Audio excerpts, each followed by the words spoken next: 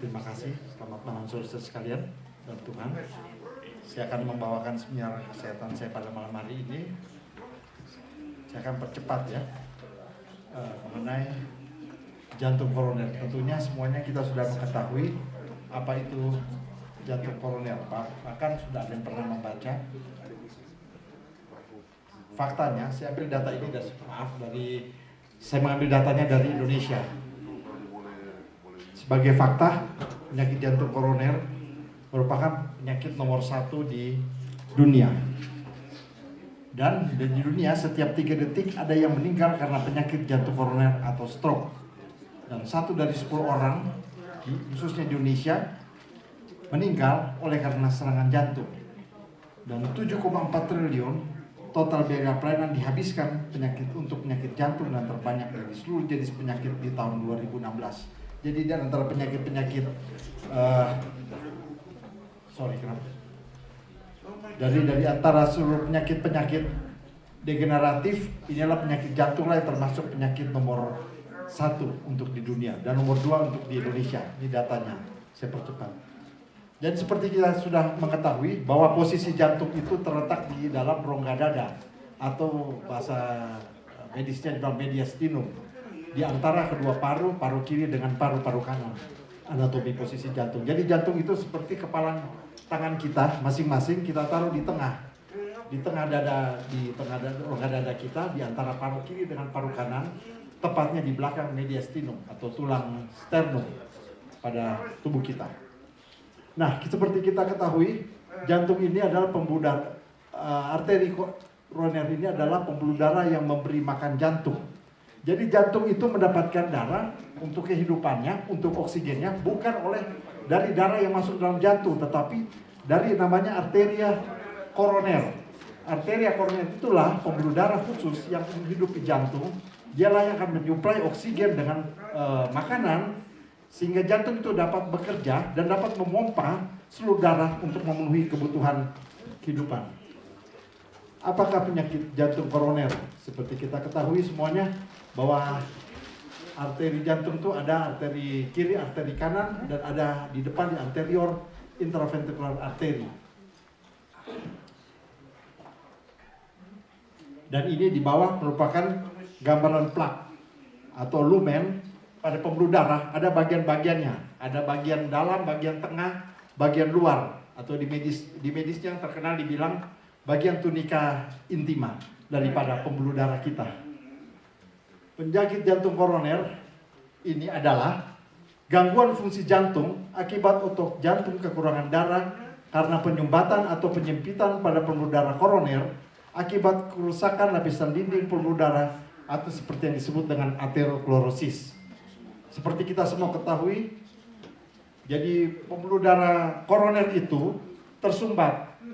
Jadi seperti nanti kita akan lihat faktor-faktor apa saja yang akan menjadikan pembuluh darah ini tersumbat. Dalam mortalitas penyakit, seperti semua kita ketahui bahwa 80% daripada penderita jantung ya meninggal mendadak karena serangan jantung. Makanya jantung itu sering disebut dengan penyakit silent killer. Pada penderita yang sudah pernah didiagnosis jantung, itu dapat 80% itu bisa langsung meninggal.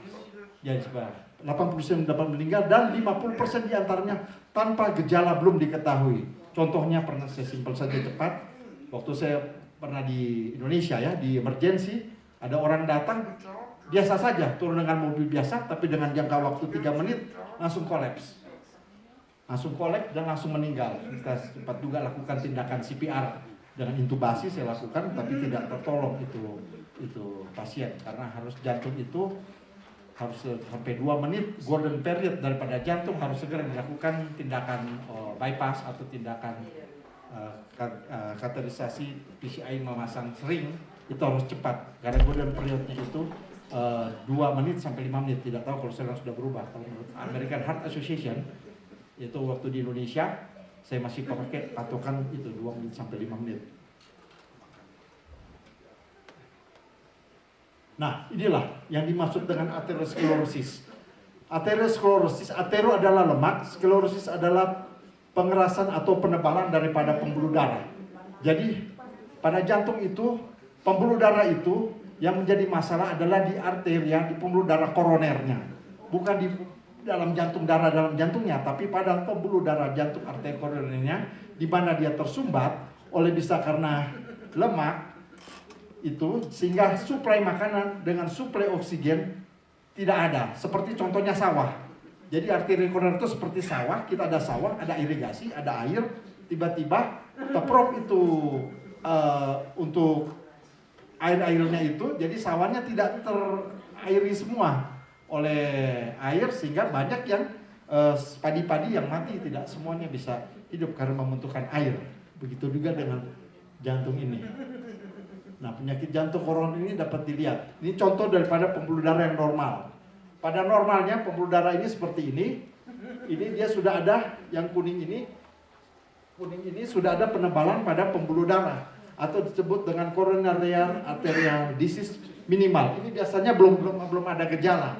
Pada minimal ini belum terlalu ada gejala. Nah, begitu dia memasuki namanya moderate coronary arterial disease, biasanya itu orang itu sudah mulai ada gejala. Gejalanya contohnya dia cepat lelah, biasanya berjalan sedikit 500 meter lelah, lama-lama 300 meter lelah, lama-lama 200 meter, 100 meter, hingga 50 meter, sampai berjalan berapa meter saja sudah lelah. Ini yang termasuk di dalam moderat. Kalau minimal ini masih dalam bentuk, misalnya kita berkeluhan seperti nyeri dada. Nyeri dada itu bisa macam-macam, bukan cuma jantung saja. Bisa juga dari lambung, bisa juga daripada paru-paru, itu bisa juga nyeri dada. Tapi apakah ciri khas daripada jantung ini? Ciri khas daripada jantung ini, nyeri dadanya dirasakan bukan pada saat aktivitas fisik. Itu dirasakan nyeri. Kalau pada tidak bisa kita lagi duduk, tiba-tiba nyeri, cepat lelah, itulah salah satu ciri-ciri khas daripada penyakit jantung ini. Tapi kalau sudah masuk ke tingkat moderat, coronary arterial disease, dan masuk ke severe coronary arterial disease, itu sudah harus dilakukan tindakan. Baik, tindakan pertama adalah dilakukan kateterisasi.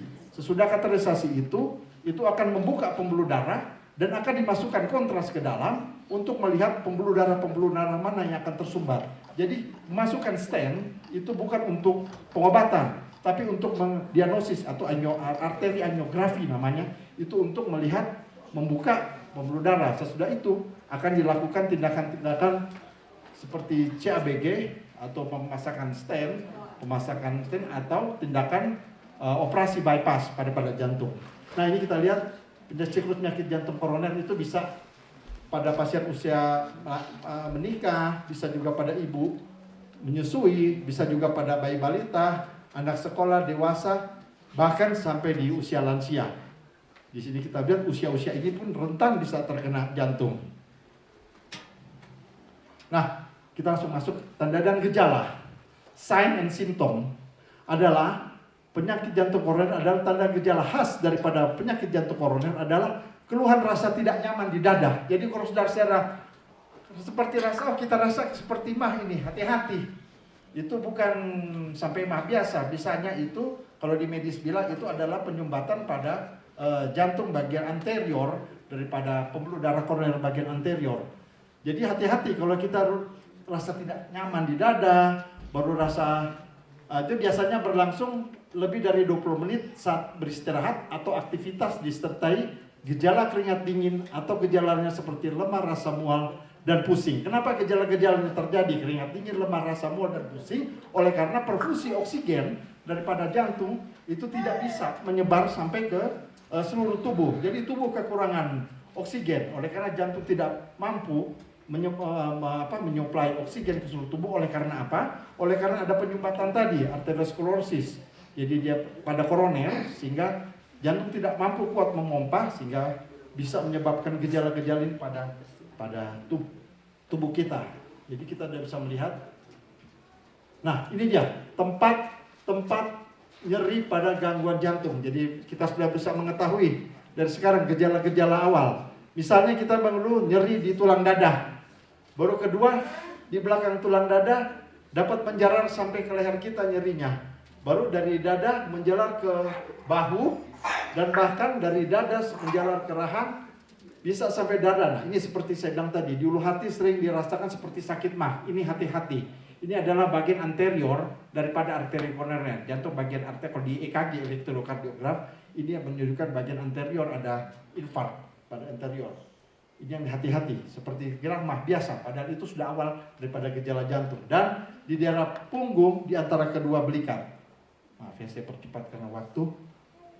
Dan ini lagi, nyerinya seperti ditekan pada dada. Jadi sepertinya rasanya ditekan, dada kita ditekan beban berat sampai kita mau pingsan, nggak kuat, kita seperti berapa ton ditekan di dada kita, bisa sampai kencing keluar.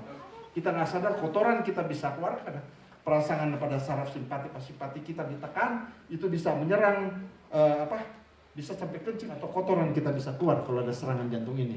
Dan bisa menyebar pada lengan, punggung, bahu, leher, rahang, dan sampai sulit kita bernafas, atau nafas pendek-pendek, pusing atau berkeringat dingin, mual muntah, dan sangat merasa lelah. Inilah kurang lebih gejala-gejala awal daripada penyakit jantung koroner. Nah, apakah tindakannya?